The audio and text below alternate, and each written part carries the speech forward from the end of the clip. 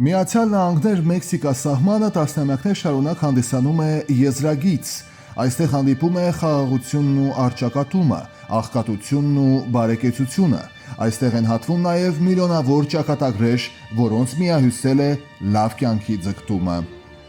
Ես գտնվում եմ Մեքսիկայի եւ Միացյալ Նահանգների սահմանագծին։ Իմ թիկունքի հետևում ահա այնտեղ արդեն երազանքների երկիրն է, Միացյալ Նահանգները, եւ հենց այս ճանապարհը, այս անապատն են փորձում ամեն տարի հաղթահարել հազարավոր մարդիկ, ովքեր երազում են հայտնվել Միացյալ Նահանգներում լավագույն կյանք կառուցելու հեռանկարով։ Ցավոք այս վերջին իմիգրացիոն փոփոխությունները, որ վարչակազմն է Դոնալդ Թրամփի իրականացնում, այդ մարդկանց երազանքները այդպես էլ չի իրականացնելու։ Նախագահ Դոնալդ Թրամփը, ինչպես եւ խոստացել էր, արդեն տուն է ուղարկում ապօրինի ներգաղթյալների։ Հազարավոր միգրանտներ ռազմական օդանավերով արտաքսվում են, մոտ 1000-ը արդեն ձերբակալված են։ Ինչպես եւ հայտնում էին նախընտրական շրջանում, պատմության ամենամեծ արտաքսումը սկսված է։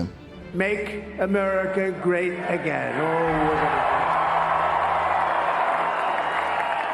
ԱՄՆ նախագահը մինչև ընտրվելն էլ բազմիցս խոսել էր, որ ապօրինի ներգաղթյալները անվտանգային խնդիրներ են ստեղծում։ Նրանք նախագահի մեկնաբանությամբ հանցագործներ են։ Միգրացիոն ճգնաժամը դարձել էր նախընտրական պայքարի առանցքային թեմաներից մեկը, եւ Թրամփը ընտրվելուց հետո առաջին հրամանագրերը հենց այդ ուղղությամբ էր ստորագրել։ Եվս մեկն էլ Միացյալ Նահանգներում ծնված երեխաների քաղաքացի դառնալու իրավունքը չեղարկելու մասին էր։ Իհարկե, դա մեղմ ասած հեշտ գործընթաց չէ վերջնական կետին հասնելու համար։ Դրա համար պետք է փոխել Միացյալ Նահանգների սրբության սրբոցը, սահմանադրությունը, իսկ սահմանադրությունը փոխելու համար անհրաժեշտ է ներկայացուցիչների պալատի եւ սենատի անդամների 2/3 աջակցությունը, պլյուս նահանգների 3/4 հավանությունը։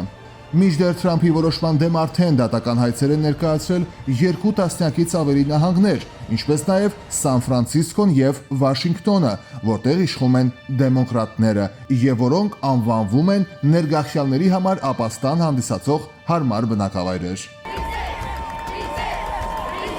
Մենք հայերս այս խնդրից եւս անմաս չենք կարող մնալ։ Ցավոք արտաքսվելու վտանգի տակ են հարյուրավոր մեր հայրենակիցներ։ Հայաստանի Հանրապետությունը ունի տվյալներ Միացյալ Նահանգներից արտաքսման ենթակա ավելի քան 2000 քաղաքացու վերաբերյալ։ Այս մասին հայտարարում է Սփյուռքի գործերի գլխավոր հանձնակատար Զարե Սինանյանը։ Միացյալ Նահանգների ներգաղթի եւ մաքսային ծառայությունը զեկույցներ է հրապարակել, որում ասվում է, որ ապօրինի ներգաղթյալներին ուղղված նախագահ Դոնալդ Թրամփի քաղաքականության համաձայն Հայաստանի Հանրապետության առնվազն 2808 քաղաքացի պետք է արտաքսվի։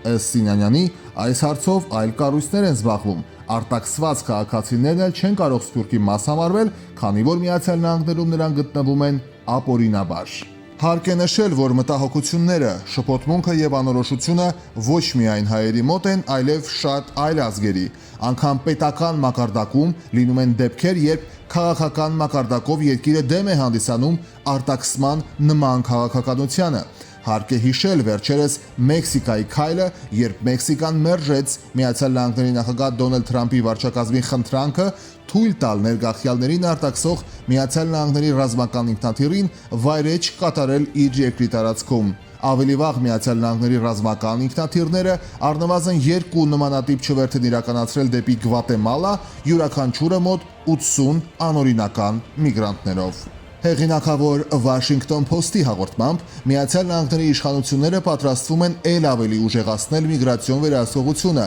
նպատակ ունենալով 1 տարվա ընթացքում արտաքսել առնվազն 1 միլիոն ներգաղթյալի։ Թերթի տվյալներով ներկայումս Միացյալ Նահանգներում ապրում է ավելի քան 11 միլիոն անօրինական ներգաղթյալ։